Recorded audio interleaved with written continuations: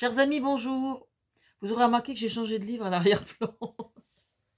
Ceux qui sont venus au salon de Pavie hier comprendront l'allusion. Bon, ce matin, on va bouffer du Giorgia Meloni. On va aller vers l'Italie. Il se passe des choses importantes en Italie.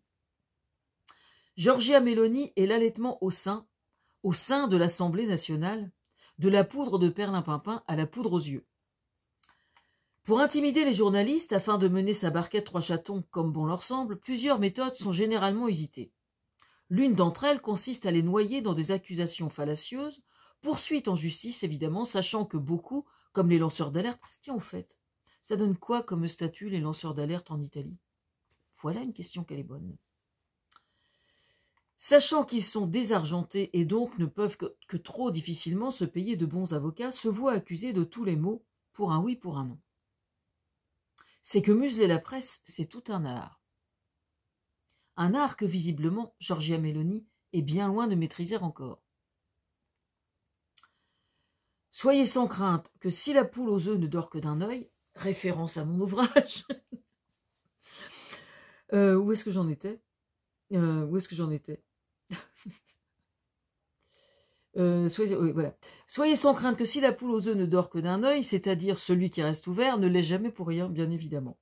On va commencer par s'occuper de ce qu'on pourrait appeler le cache-misère, censé, dans l'esprit des partisans de Giorgia Meloni, cacher un problème politique de la plus haute importance.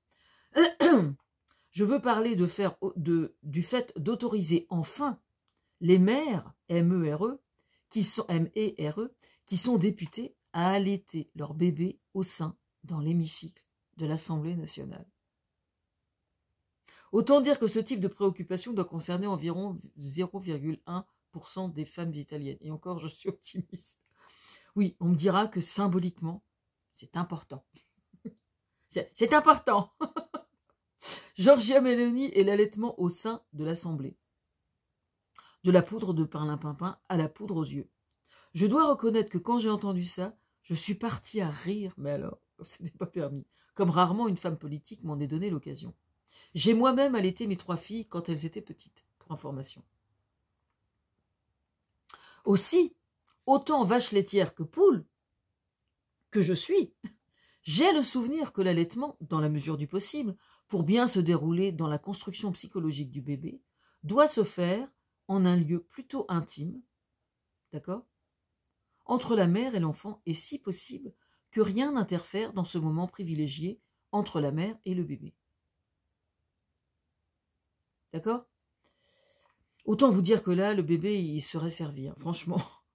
Dans le genre, comment d'autre part, avec les caméras braquées sur le moindre député, retransmis à la télévision et sur les réseaux sociaux, comment mal éduquer son bébé à la base, on peut difficilement faire pire. Alors, argumenter d'une telle idée pour prétendre défendre la famille, il n'y a plus d'un pédopsychiatre qui a dû avaler son toast de travers. Giorgia Meloni et l'allaitement au sein de l'Assemblée nationale, de la poudre de perlimpinpin à la poudre aux yeux.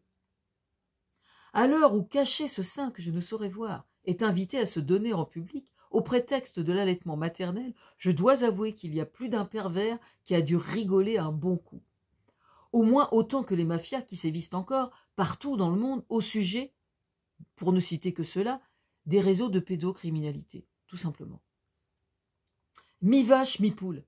Je suis mi-vache, mi-poule, vous disais-je. Sachant que conformément à un tablier de cuisine que j'avais brodé il y a pas mal de temps maintenant pour ma maman, parce que j'aime bien broder, ça n'est pas les vaches qui beuglent le plus fort qui donnent le plus de lait. J'ai le sentiment que Giorgia Meloni sera bien inspirée d'y réfléchir à 2 fois quand elle et ses sbires choisissent leur poudre aux yeux, justement. Giorgia Meloni et l'allaitement au sein de l'Assemblée nationale, de la poudre de perlimpinpin, je vous dis, à la poudre aux yeux. De façon plus conventionnelle, quand on scrute un minimum les différentes stratégies de communication des politiques, face aux médias, on appelle ça faire diversion. Pendant qu'ils vont s'amuser autour de cet os-là, ils ne parleront pas de l'essentiel. C'est très connu de tous les politiques, ça.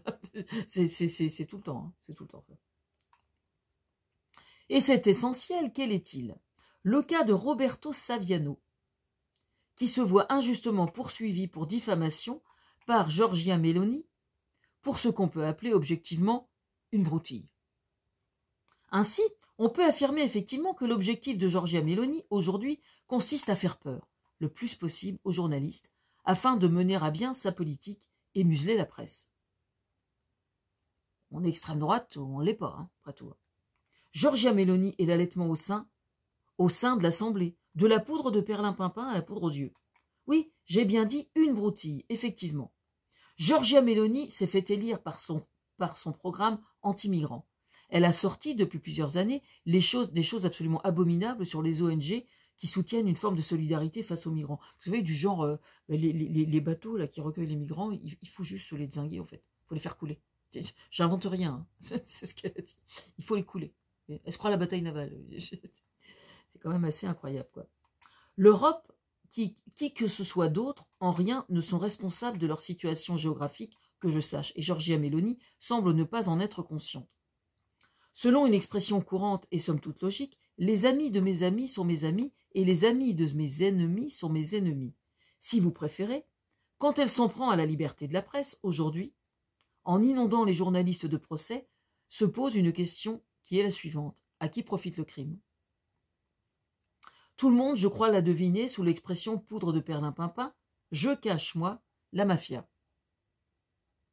Quand on donne à manger au diable, c'est une expression qui est courante en politique, quand on donne à manger au diable, mieux vaut avoir une cuillère avec un manche le plus long possible.